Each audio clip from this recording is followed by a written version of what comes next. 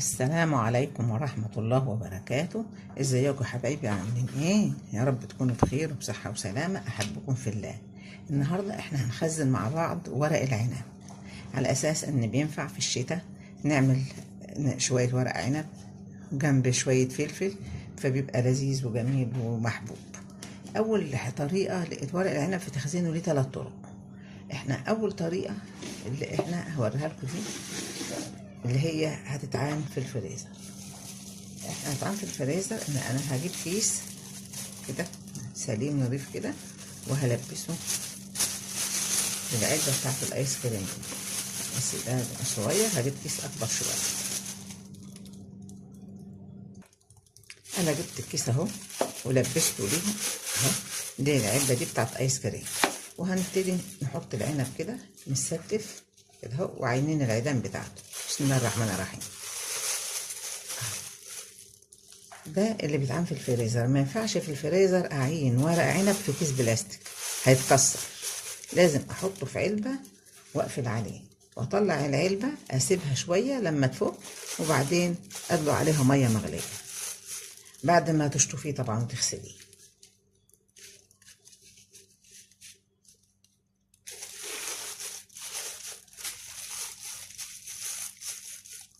لو انت عيناه مش مغسول، لكن لو انت عيناه مغسول ومصفيه كويس، يبقى تدلقي عليه المية المغلية كفاية. بسم الله الرحمن الرحيم.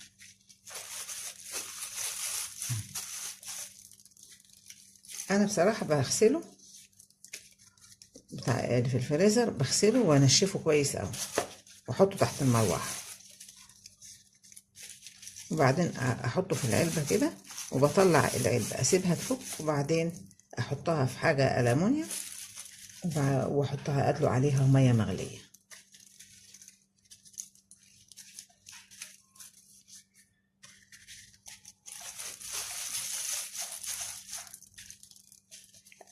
اما في طريقه بقى اللي تانية هقول لكم عليها، دي ما يتغسلش فيها ورق العنب خالص، زي ما تشتريه زي ما تعينيه.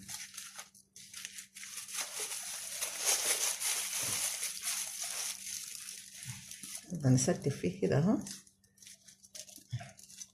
وبيقعد اكتر من سنه، يعني بيطلع ورق العنب وهو موجود عندك في الفريزر ولا يجرى له اي حاجه.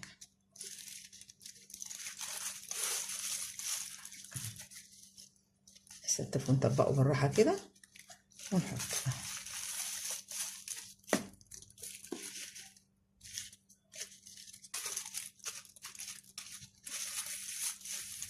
والعيدان بتاعت ورق العنب ما بتترميش، نحطها تحت المحشي، بتديله مزازه وطعم حلو. في ناس ترمي عيدان ورق العنب، دي ما تترميش.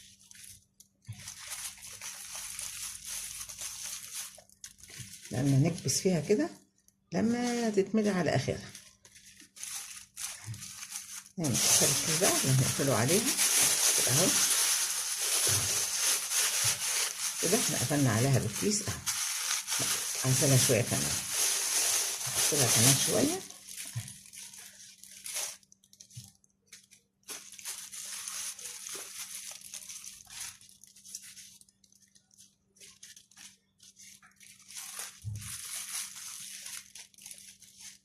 ورق العنب من نوع المحاشي المحبوب على فكره. نطبقها بالراحه كده نحطها.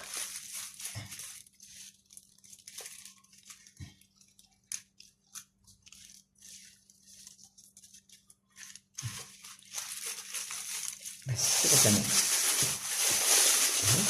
كده عليها كده وضغطاها، نكبس عليها الغطا اهي كده اهو، وتتعان في الفريزر اهي. تتعان في الفريزر تقعد سنة و2 كمان، بشرط ما يكونش النور قطع عليها، ما تكونش جرالها اي حاجة. دي تتعمل في الفريزر بالطريقة دي. ممكن مش لازم علبة البلاستيك الايس كريم دي، ممكن علبة بلاستيك اي مربعة مدورة، بس المهم يكون حاجة ناشفة ولها غطا تحطي فيها وتحطي وتحطيها في الفريزر. انا حطيت هنا كيس ليه بقى؟ ممكن تحطي فيها من غير كيس.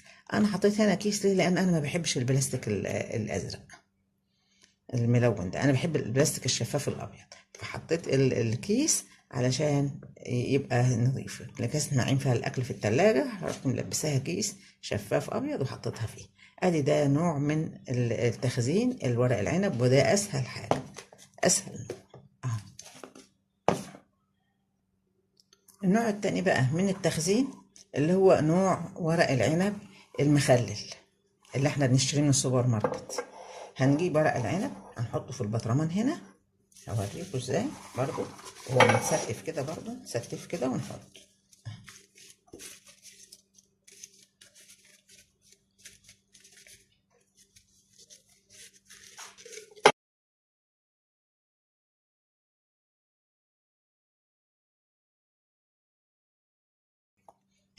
دي ميه انا حاطه فيها ملح زي ما بتخلي لي اللفت بالظبط، زي ما بتخلي لي الليمون، وحط عليها خل، ميه بملح وخل، ونحطها كده عليه.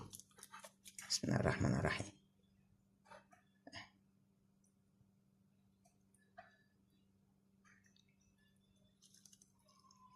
نحتاج كمان شويه ميه هنجيبهم.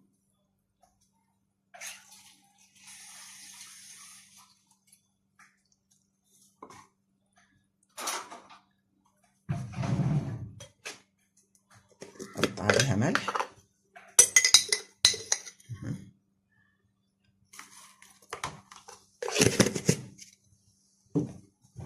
ونحط عليها خل عشان نكمل حاجتنا. بسم الله الرحمن الرحيم. نقدر ربع كوباية خل، وهنقلب كده. بسم الله الرحمن الرحيم. مية وملح وخل، ده اللي بنجيبه من السوبر ماركت. وزي العادة برضه ما بنعمل في المخللات، نحط على وشه شوية خل برضه، شوية خل كده.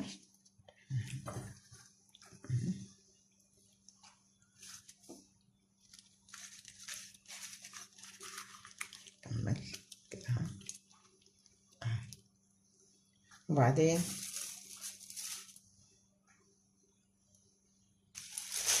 هجيب بقى كيس نضيف كده وهطبقه كده اهو، وهحطه على وش البطرمان. ليه؟ علشان ما يجيلوش فطريات ويعفن ويبوظ.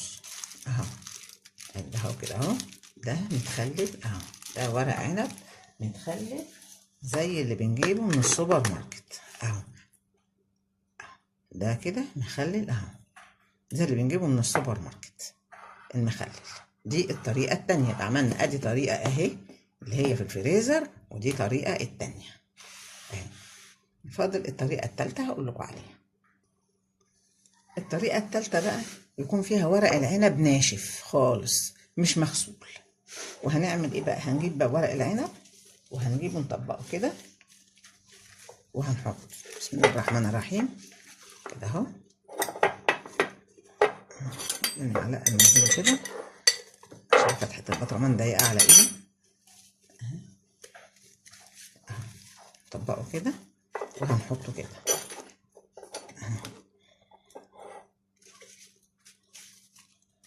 بس اهم حاجة يكون ورق العنب ناشف مش مغسول خالص، لان لو مغسول هيعفن وهيبوظ، هيبقى خسارة راح ورق العنب. بسم الله الرحمن الرحيم اهو كده اهو، نكبس فيه لما ما نخليش فيه نفس.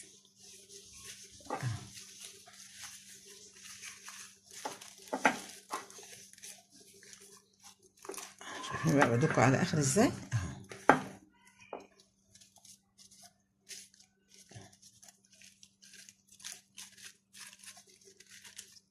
بسم الله الرحمن الرحيم اهو.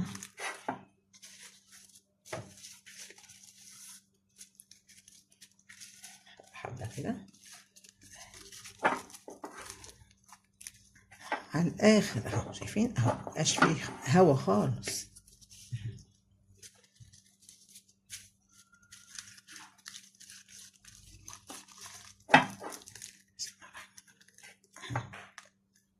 ان شاء الله يكون هتاخد ورقة كمان احطها.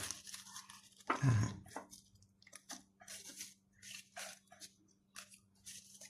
حبة صغيرة بقى اهو، نطبقه كده بس كده على الاخر بقى كده اهو، ونقوم قافلين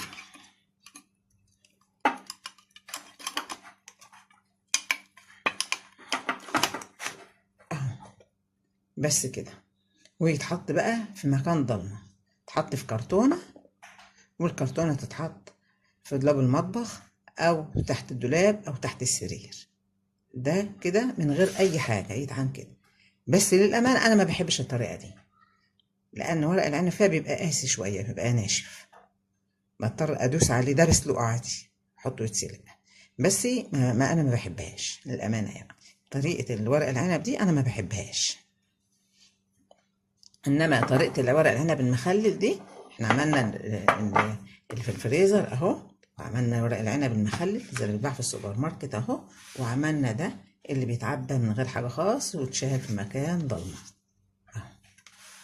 ادي تلاته. انما المخلل انا عندي بطرمان ورق عنب مخلل اهو، مخللاه من اسبوع اهو. ده ما بيجرالوش حاجه، احطها في باب التلاجة اهو، ميه وملح وخل اهو، وانا حاطاه في باب التلاجة عشان احافظ عليه اكتر. يبقى احنا عملنا يا حبايبي 3 طرق لحفظ ورق العنب. اول طريقه اللي هنا دي هنحطها في الفريزر، دي اول طريقه تتحط في الفريزر. تاني طريقه ورق العنب المخلل بميه وملح وخل زي اللي بيتباع في السوبر ماركت. تالت طريقه اللي هو بيتعان على الناشف ويتحط في كرتونه عشان الضوء يبعد عن الضوء، ويتحط في دولاب المطبخ او تحت الدولاب او تحت السرير. اختاري اللي يعجبك من ال3 طرق، بس انصحك انك انت تعملي المخلل او اللي في الفريزر، واعملي اللي انت عايزاه. يا رب يكون استفدتم من تخزين ورق العنب. وفرصة دلوقتي موجود ورق العنب، بيبقى موجود على فكرة كل شهر 8 كمان. فرصة دلوقتي تجيبي ورق العنب وتخزنيه، وقدامك الخيارات. انا بقى بحب اللي في الفريزر، وبحب المخلل. المخلل ده بحطه في باب التلاجة، ما بسيبهوش بره، يعني ما حصلش ان انا سبته بره. وده بقى في الفريزر بستعمل فيه بقى اكتر من سنة، بفضل اطلع العلبة بتكفيني، بتعمل حلة حلوة. يا رب تكونوا استفدتم، ويكون الفيديو خفيف عليكم. وما تنسوناش من اللايك والشير والاشتراك في القناة وتفعيل الجرس عشان يوصل لكم كل جديد. والسلام عليكم ورحمة الله وبركاته. مع السلامة.